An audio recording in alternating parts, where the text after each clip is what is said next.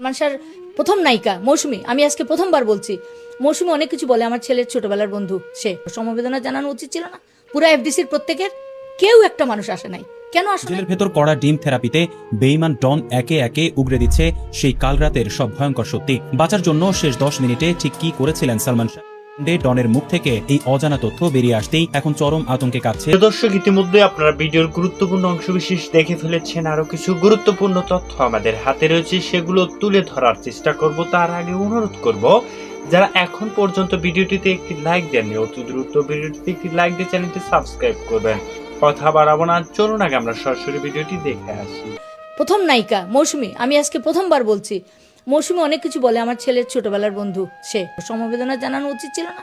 পুরো এফডিসির প্রত্যেকের কেউ একটা মানুষ আসে নাই, কেন আসে নাই? কি কারণ?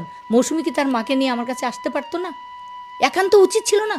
আমার ছেলেটা মারা গেছে, তোর নায়ক, তুমি আসলে কি ফেসে যাইতি? এটা প্রথমে 1 নম্বরে আছে সালমান শাহের স্ত্রী সামিরা হক, তারপরে তার আজিজ মোহাম্মদ বাহাই, ও কিন্তু ভাই না, বাহাই, আজিজ মোহাম্মদ বাহাই, তারপরে লুসি হক সামিরার মা, তারপরে ডনের সাথে যারা একটা গ্রুপ ছিল, যাদের কথা বলেছে ওই রিজবি, আমি সবার নাম এখন বলতে পারবো না, ওইখানে 11 জনের নাম দিয়ে, এবং গং আছে 11 জন না, এটা 100 জন বা 70 জনের উপরে যাবে তালিকা। এই গংরা কারা কারা হতে পারে? এই গং বলতে ওই তো বললাম আমি, এখানে মোস্তাক আসবে, তার হাজবেন্ড যার সাথে বিয়ে হয়েছিল, সালমানের বন্ধু ছিল, ঘরে ছিল, তার সাথেই বিয়ে হলো কেন? ওখানে তার সাথে এটা নিয়ে পারিবারিক একটা দ্বন্দ্ব ছিল। ডনের সাথে ওখানে আরও অনেকেই আছে, যেমন ফিল্মি সিন্ডিকেটের কারণে আমার ছেলে মারা গেছে, বাদল খন্দকারের নাম এখানে আছে এজাহারে, ফিল্মের অনেকের নাম আসবে, শাহ আলম কিরণ, তারপরে আরও আছে নাম এখন আমি বলতে চাচ্ছি না। আর সোহানুর রহমান সুশান্ত মারা গেছেন, আনন্দ ফিল্মসের সিরাজুল ইসলাম, সুকুমার রঞ্জন, যেখানে শোনা যায় ভারতের দিয়ে মারা হয়েছে, তো উনি ভারতের লোক ছিলেন এবং এমপি ছিলেন, বনোজ কুমারের খুব কাছের লোক ছিলেন। তো এই হলো এই আর মাঝখানে বলতে হয় যে বনোজ কুমার আমার পিবিআইয়ের কর্তা ছিলেন, হয়তো কর্মকর্তা, উনি যে সাজানো নাটকটা করেছেন, এখন জানা যাচ্ছে তিনিও ভারতীয় ছিলেন, তার ভারতীয় পাসপোর্টও ছিল। আপনি কি বলতে চাচ্ছেন যে ভারতীয় একটা ইন্ধন ছিল তার হত্যার ক্ষেত্রে? আছে, কারণ আজিজ মোহাম্মদ ভাই একজন যখন খুব কর্মক্ষম, মানে খুব পাওয়ারফুল লোক, ওরা তো মাফিয়ার সাহায্যে চলে, তো কিছু করে তখন তারা নিজের হাতে তো কিছু করে না, কাউকে ভারতীয় মানুষ নিয়ে কাউকে দিয়ে তারা এভিডেন্স রাখে না, তারা ওইভাবেই কাজ করায়। বিনোদনে যিনি সালমান শাহর কো আর্টিস্ট যারা ছিলেন, শাবনূর, মৌসুমী সহ বিভিন্ন নায়িকারাও ছিলেন, নায়করা ছিলেন, তারা আসলে বিভিন্ন ধরনের প্রতিক্রিয়া জানাচ্ছেন, অতীতেও জানিয়েছিলেন। তারা আসলে এই যে তাদের যে অবস্থান এবং তাদের বক্তব্য, এগুলো একটু দুয়াশার মতো মনে হয়। আপনি কি এটা কিছু বলবেন? এখানে ধোঁয়াশা ঠিক আছে, ধোঁয়াশা তো অবশ্যই আছে, এরা সবাই প্ল্যান না করলে একটা মানুষ মরে কেমনে? এফডিসি শেষ, এফডিসিতে কেউ আসতেছে না কেন? এই প্রশ্নের উত্তর পেলেই সব পাওয়া যাবে, কারণ এফডিসি নিরাপদ না, বিভিন্ন কারণ আছে, এটা ফিল্মি সিন্ডিকেট অনেক জড়িত আছে। আমার এই মামলায় আরও অনেকের নাম এসে যাবে, অটোমেটিক্যালি এসে যাবে, কারণও বুঝাই দেওয়া যাবে কেন। এখানে আমার সালমান শাহর প্রথম নায়িকা মৌসুমী, আমি আজকে প্রথমবার বলছি মৌসুমী অনেক কিছু বলে। আমার ছেলের ছোটবেলার বন্ধু সে, কিন্তু আমার ছেলে তখন কোথায়, যখন খুলনার কথা বলে, খুলনায় আমার ছেলে 4 বছর 5 বছরের ছিল, তো 5 বছরের একটা শিশু কি বন্ধুত্ব বুঝে? হ্যাঁ, ও মেয়ে তো বয়সে একটু বড়, মিথ্যা কথা বলার তো কোনো কারণ নাই, নিজেকে ফলাও করার জন্য মিথ্যা বলতে অনেকবার নিষেধ করেছি, বলা উচিত না। এখন আমার আজকে কয়েকদিন থেকে এগুলো আমার মনে আসতেছে, যেমন শাবনূর, তারপরে মৌসুমী, তারপরে শাবানা, তারপরে আমি শাবানা, আমাকে ওখানে তারা খুব করছে, আমি যখন লাশ নিয়ে গেলাম, কিন্তু পরে তো তারা আমাকে জিজ্ঞেস করা উচিত ছিল, সমবেদনা জানানো উচিত ছিল না? পুরো এফডিসির প্রত্যেকের কেউ একটা মানুষ আসে নাই, কেন আসে নাই? কি কারণ? মৌসুমী কি তার মাকে নিয়ে আমার কাছে আসতে পারতো না? একান্ত উচিত ছিল না? আমার ছেলেটা মারা গেছে, তোর নায়ক, তুমি আসলে কি ফেসে যাইতি? কারণ তাদের ভিতরে আমার এখন প্রশ্ন, এবং এখন আমি কোর্টে আমি জিজ্ঞেস করব কেন তারা আসেনি, এটা জবানবন্দিটা তারা কোর্টে এসে দেখ, থানায় এসে দিতে হবে। মৌসুমী, আজকে শাবনূর, তুমি আমার সাথে আমার মেয়ের মতন ছিলা, অনেক সময় মেকআপের প্রবলেম, এটা প্রবলেম, আমার ছেলে বলতো, আমি বলে দিতাম, তুমি তোমার মাকে নিয়ে তো আসতে পারতা, তুমি যদি জড়িত না হও। কিন্তু আমরা তো পরে আলামত টের পেয়েছি যে তুমি আজিজ মোহাম্মদ ভাইয়ের জন্য মৌসুমী কেউই আসে না, কারণ আজিজ মোহাম্মদ ভাইয়ের আন্ডারে ছিল সবাই।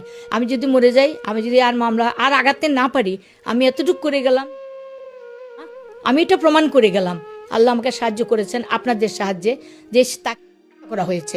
এটা প্রথম আমাদের সম্মানিত হলাম। আমার ছেলেকে অপবাদ দেওয়া হয়েছিল, অপবাদ প্রথমভাবে খণ্ডন করা হলো। এবং যদি না পারি আপনারা মামলা চালিয়ে যাবেন। আমার আরেকটা ছেলে রয়েছে, তার দিকে খেয়াল রাখবেন। এবং আমি সরকারের দৃষ্টি আকর্ষণ করছি, আমার ভাই আমার পক্ষে বাদী হয়েছে, তার নিরাপত্তার প্রয়োজন। আমাদের দিকে যেন দৃষ্টি রাখা হয়, আমার মামলাকে যেন প্রভাবিত কেউ না করেন। এবং আমি থানাকে এখন ইনফর্ম করব, 48 ঘন্টা পার হয়ে গেছে, আসামিদের কোনো আমি আলামত দেখছি না। এবং কার্যকরী প্রস্তুতি নেওয়ার দরকার, ইমিডিয়েট যেন তা করা হয়। আমার আসামি যেন কোনোভাবে দেশ ত্যাগ না করতে পারে। আমি 29 বছর পালাইনি, এখনো পালাবো না।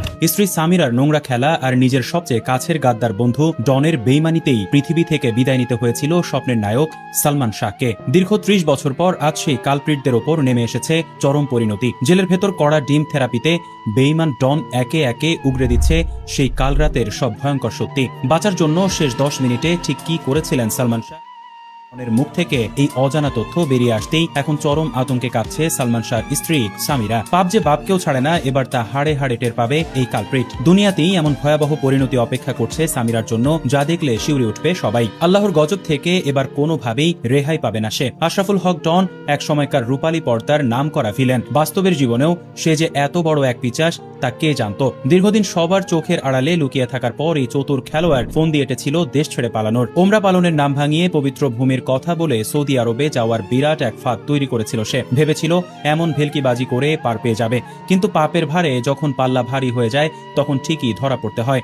ঢাকা এয়ারপোর্টে দেশ ছাড়ার জন্য যখন সে ইমিগ্রেশনের সামনে দাঁড়ায়, ঠিক তখনই ঘটে যায় বড় এক নাটক। তার পাসপোর্টের তথ্যে বিপদের সংকেত বেজে ওঠে। মুহূর্তের মধ্যেই চারিদিক থেকে তাকে ঘিরে ফেলে দায়িত্বরত স্পেশাল অফিসাররা। খবর পেয়ে দ্রুত সেখানে ছুটে যায় সিআইডির একটি বিশেষ টিম। চোখের পলকে পুরো এলাকার পরিবেশ থমথমে হয়ে যায় এবং পাকড়াও করা হয় এই কালসাপকে। তবে আসল চমক হলো, ডনের এই পালানোর গোপন খবরটি কোনো সাধারণ মানুষের কাছ থেকে আসেনি, আর অতি কাছের কোনো এক আপনজনই পুলিশকে এই খবর দিয়ে দেয়। বাতাসে এমন কথাও ভাসছে যে এই ঘটনার পেছনে অভিনেতা ডিপজলেরও কোনো না কোনো ভূমিকা থাকতে পারে। তবে সবচেয়ে বড় ঘটনা ঘটছে এখন জেলের ভেতর। সেখানে রিমান্ডে কড়া ডিম থেরাপি পড়তেই ডনের চোখের জল আর নাকের জল এক হয়ে যাচ্ছে বলে শোনা গেছে। এমনকি নিজের চামড়া বাঁচাতে এখন হুড়হুড় করে সামিরার সব গোপন চাল ফাঁস করে দিচ্ছে এই শয়তানের দোসর। ডনের এই কবুলনামা থেকে যে গা শিউরে ওঠা সত্যি সামনে এসেছে তা জানতে হলে আমাদের ফিরে যেতে হবে 96 সালের 6 সেপ্টেম্বরের সেই কাল রাতে। সে সময় বাংলাদেশের সিনেমা জগতের সবচেয়ে বড় সুপারস্টার ছিলেন সালমান শাহ। কোটি তরুণীদের স্বপ্নের রাজপুত্র তিনি। কিন্তু ঢাকার ইস্কাটনের ফ্ল্যাটে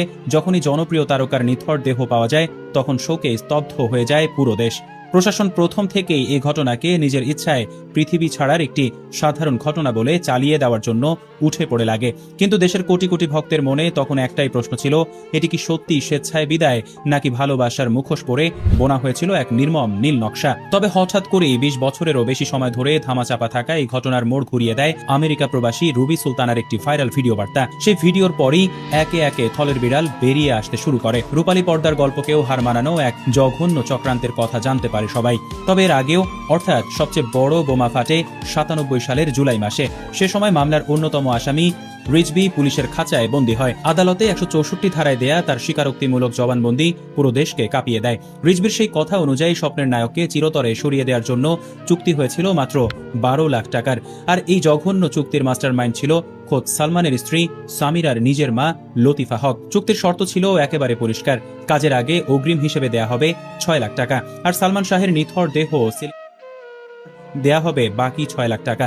রিজভির বয়ান থেকে আরও জানা যায়, সামিরার মা লতিফা হকের সঙ্গে সে সময় গোপন বৈঠকে উপস্থিত ছিল 4 নম্বর আসামি ডন ডেভিড, ফারুক জাবেদ সহ একদল ভাড়াটে অপরাধী। টাকার লোভে অন্ধ হয়ে এই মির্জাফরের দল শয়তানের চুক্তিতে হাত মিলিয়েছিল।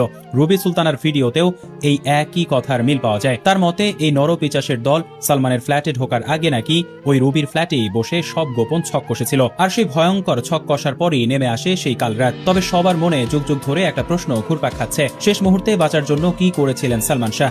এত শক্তিশালী একজন মানুষ কেন নিজেকে বাঁচানোর কোনো চেষ্টা করতে পারলেন না? তবে চরম সত্যটা শুনলে আজ যে কারো বুকের ভেতরটা কেঁপে উঠবে। আসল ঘটনা হলো, বাঁচার জন্য তাকে কোনো সুযোগই দেয়া হয়নি। ইস্কাটনের ফ্ল্যাটে সেদিন একদম শান্ত ও অচেতন অবস্থায় ঘুমাচ্ছিলেন সালমান।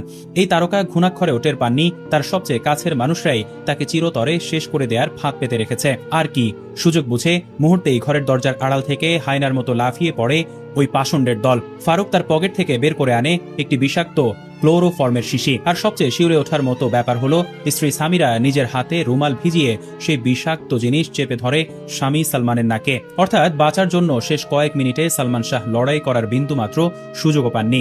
বিষাক্ত গ্যাসে যখন তিনি ছটফট করছিলেন তখন ঘরের ভেতর থাকা 5 থেকে 6 জন লোক তাকে শক্ত করে চেপে ধরে। ধস্তাধস্তির এক পর্যায়ে ড্রেসিং রুমের দরজায় এসে দাঁড়ায় চলচ্চিত্র প্রযোজক ও মামলার 3 নম্বর আসামি আজিজ মোহাম্মদ ভাই। সে ঘরে ঢুকেই সালমানের দুপাশ শক্ত করে চেপে ধরে এবং শরীরে একটি ফাঁকা সিরিঞ্জ দিয়ে ইঞ্জেকশন পুশ করে। এই জঘন্য কাজে সরাসরি সাহায্য করেছিল সামিরা এবং তার মা লতিফা হক। সালমানের শরীর যখন একদম নিস্তেজ হয়ে পড়ে তখন ড্রেসিং রুমের ভেতর থেকে একটি মই টেনে আনা হয়। ডন এবং তার সহযোগীরা আগে থেকেই সাথে করে নিয়ে এসেছিল প্লাস্টিকের শক্ত দড়ি। সেই দড়ি দিয়েই ফ্যানের সাথে ঝুলিয়ে দেয়া হয় জনপ্রিয় তারকাকে।